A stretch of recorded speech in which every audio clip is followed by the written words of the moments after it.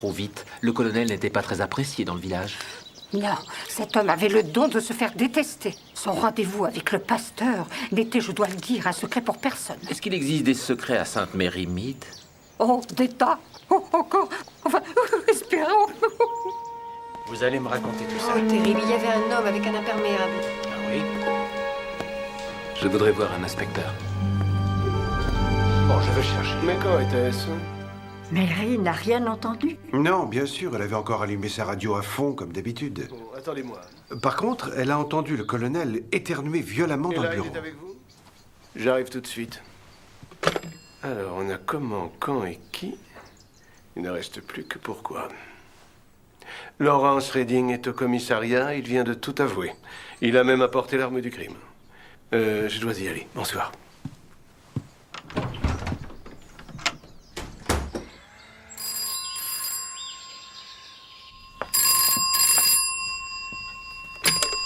Hold all, j'écoute. C'est terrible. Nous avons décidé de partir par le train de 15 heures. La police a-t-elle une idée sur la personne qui l'a tué? Moi, j'en ai une. C'est la police, madame. Excusez-moi. Non, non, non, pas lui, c'est... Non, je veux dire...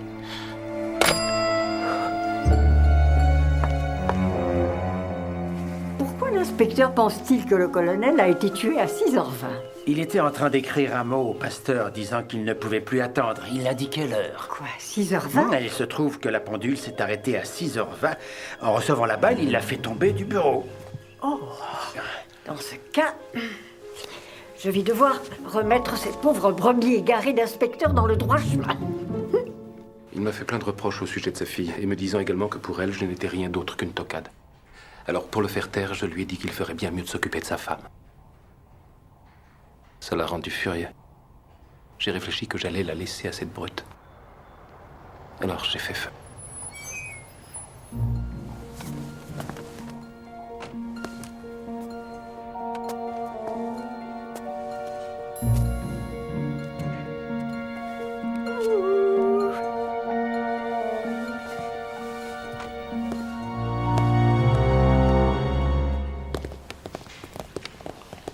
Je suis chargé de vous transmettre les respects du commissaire.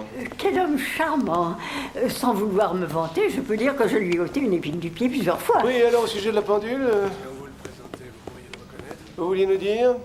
Je sais que dimanche dernier, Madame Clement m'a dit qu'elle l'avait avancé d'un quart d'heure pour être sûre que son mari serait à l'heure. Oh, mais c'est formidable. Et ça a marché? Mais oui. Ravi de l'entendre. Alors, soit il était exactement 6h05 quand elle s'est arrêtée avant même que le colonel n'arrive au presbytère, soit le meurtrier a déplacé les aiguilles pour que ça corresponde avec le mot du colonel.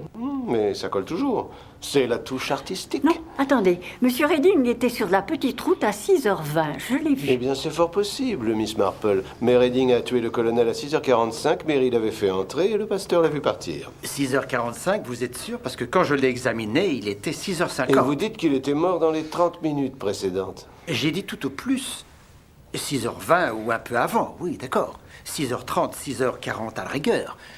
Mais ce qui est sûr, c'est que Redding ment s'il dit l'avoir tué à 6h45.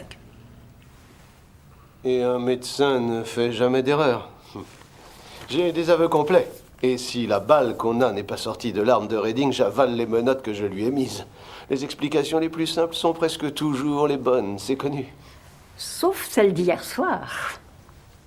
Je vous faire accompagner à votre voiture?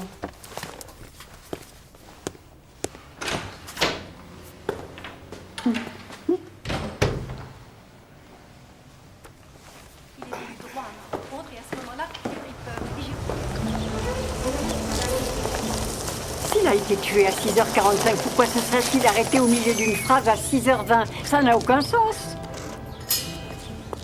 Anne, Je dois téléphoner à la police. Je voudrais que vous soyez avec moi.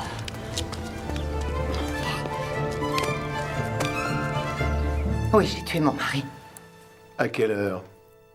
Miss Marple m'a vu entrer vers 6h20. C'est très simple. Je haïssais tellement mon mari. Je l'ai tué pour en finir. Avec quoi? Son ancien revolver de service, je l'ai pris. Je savais qu'il était chargé. Anne, vous n'aviez pas d'arme. Il était dans mon sac. Vous n'aviez pas de sac. Et je ne vois pas comment vous l'auriez caché sous cette robe.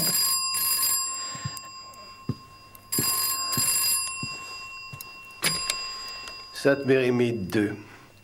Oui, je vous écoute. Et c'est confirmé? Entendu.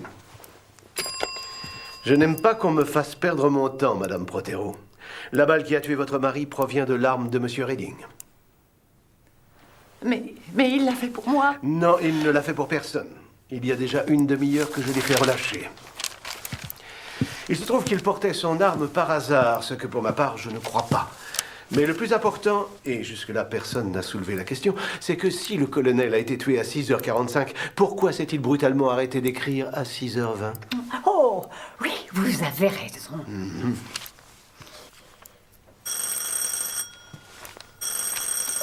Je vais répondre. Mais si c'était son arme. Nous le découvrirons. Il croit que je vais vous arrêter pour meurtre. Han,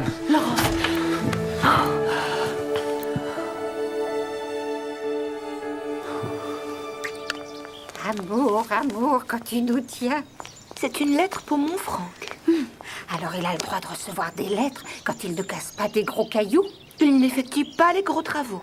Qu'est-ce qu'aurait cru ça de Monsieur Redding, un si gentil jeune homme? Un gentil jeune homme qui avait une arme. La coupable, c'est Madame Protero. Il fallait la voir se pavaner avec de grands airs comme celle des photos de mode. À mon avis, c'est elle qui a poussé Monsieur Redding au meurtre. Excusez-moi, ce sont mes pronostics sur les matchs de foot. On ne sait jamais. J'ai raté de peu 1000 livres la semaine dernière. Comme on dit, l'argent pave la route qui mène à l'enfer. Si elle passait dans mon jardin, je ne ferais pas un détour. Au revoir. Il vaut mieux que je vous laisse. Je ne veux pas parler sans savoir. Après tout, on est encore sûr de rien. La police a relâché Laurence, Monsieur Redding. Ah oui. Je me demande... en tout cas, j'imagine que ça doit être terrible pour vous. Oui, je n'en ai pas dormi de la nuit. Je me rendais à l'église, nous pourrions prier ensemble le Seigneur. Prier, bien sûr, j'aurais aimé, mais je dois aller chez Monsieur Charlesworth avant qu'il ne ferme. J'ai besoin de... J'arrive plus à trouver le nom, je suis désolée. Une autre fois.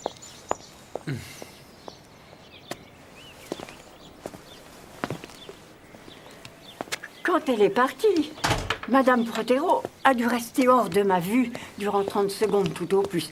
Puis elle est entrée à l'atelier et Monsieur Redding l'a rejoint en sautant la barrière. C'est ce qu'il m'a dit. Il voulait, avant de partir, lui faire ses adieux. Oh, je suppose qu'elle a dû être terriblement affectée.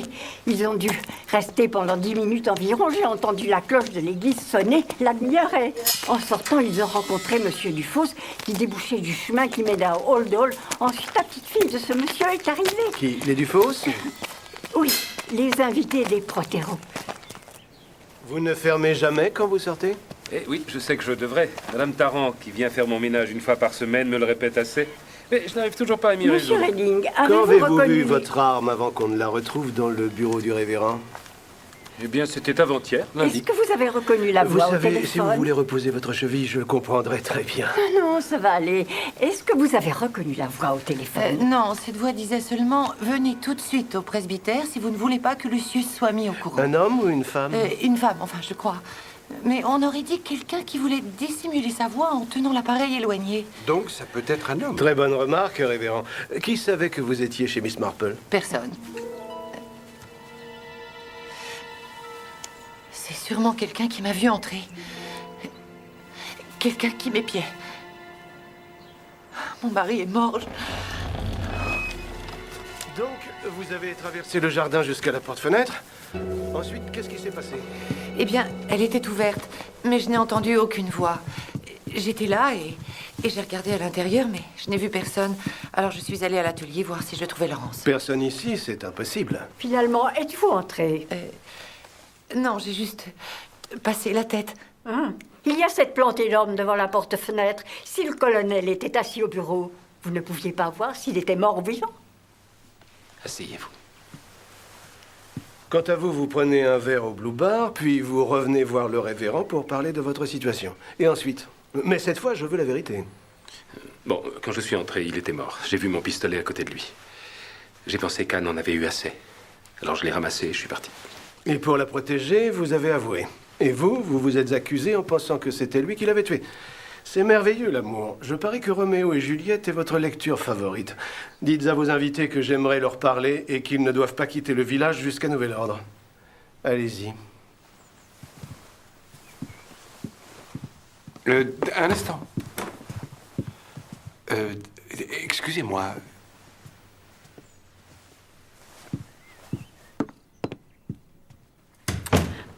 Je sens que vous n'appréciez pas le révérend.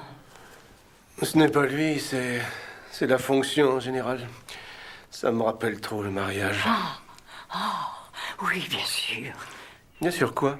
Le cousin de la servante de mademoiselle Hartnell sort avec un commis boucher de Manchester qui livre votre belle-mère. Madame Slack n'est-elle pas retournée chez elle pour quelques jours de vacances? Enfin, je crois. Ça fait 2 mois et 6 jours, si vous voulez savoir, et ce n'est pas fini. Oh, quelle tristesse. Oh. Jusque-là, je n'ai que la parole de Monsieur Clément pour le faux appel qu'il a reçu. Oh, vous n'allez tout de même pas le suspecter? Eh bien... Puis-je? Je vous en prie. Voyons. 6h20. À mon grand regret, je ne peux pas vous attendre, mais le colonel n'était pas connu pour sa patience. Seulement voilà, à 6h20, le révérend n'avait que 5 minutes de retard. Et Mary, en lui ouvrant la porte, l'avait prévenu, ce n'était pas une surprise. 6h20, oui. Est-ce que je me trompe? Ou l'encre est bleu marine? L'autre est plus claire. Oui, c'est vrai, et l'écriture est plus fine. Merci, Miss Marple.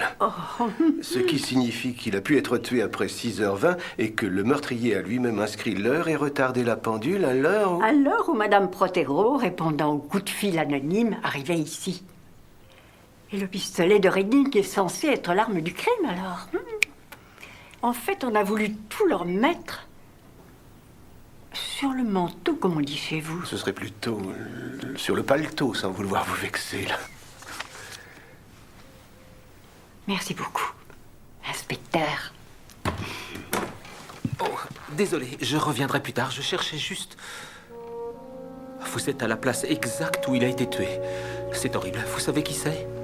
Pas encore, non? La vengeance est mienne, à vous le pardon, a dit le Seigneur. Il me semble que quelqu'un a inversé les rôles. Ah. En fait, j'avais besoin d'eau pour mes pilules. Mais en supposant qu'on l'ait tué à 6h30, ça collerait avec le coup de feu que vous avez entendu? Oui, s'il venait bien d'ici. Mais vous êtes sûr que personne n'est entré dans le bureau à part Madame Protero à 6h20? À travers le jardin, certaine. Mais de ma maison, je n'arrive pas à voir la porte-fenêtre. Et ce côté-là du presbytère est contre le bois. L'accès n'est pas facile, mais pour quelqu'un de décidé, on peut entrer aussi par le hall. Le colonel étant complètement sourd, quelqu'un aurait pu se faufiler par là. Par le hall, non, parce que Mary n'aurait jamais ouvert un inconnu. La porte est souvent ouverte, elle ne vous l'a pas dit? Mary?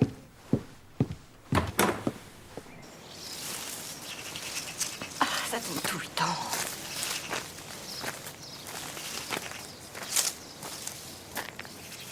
Je te vois mal engagé. Tu n'as jamais eu la main verte. Oh, arrête de penser que je ne sais rien faire. Aie confiance en moi. Tiens, puisque tu es là, tu pourrais me passer le sécateur, s'il te plaît. Léonard, tu rêves? Oh, et tout de suite. Merci. Oh.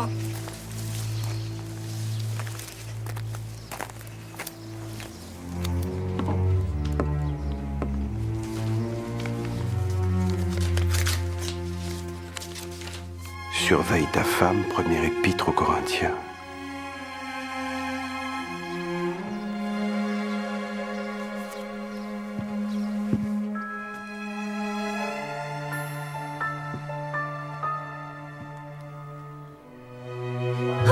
Je suis désolée de vous avoir fait peur, chère Laetitia. Vous avez mon affection la plus sincère. Oh, c'est gentil. Vous savez que vous avez de la peinture sur votre robe? Oh, je ne sais même plus de quand ça date. Je vais la faire nettoyer. Je cherche un béret jaune. Vous ne l'auriez pas vu par hasard? Non. Je suis pourtant sûre de l'avoir laissé là la semaine dernière, quand je suis venue voir Denis.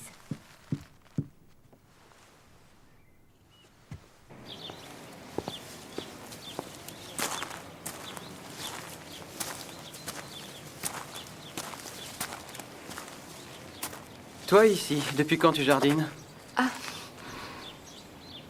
Je suis trop énervée, il faut que je m'occupe. Qu'est-ce que tu as rapporté de beau hier? Tu étais bien à Londres?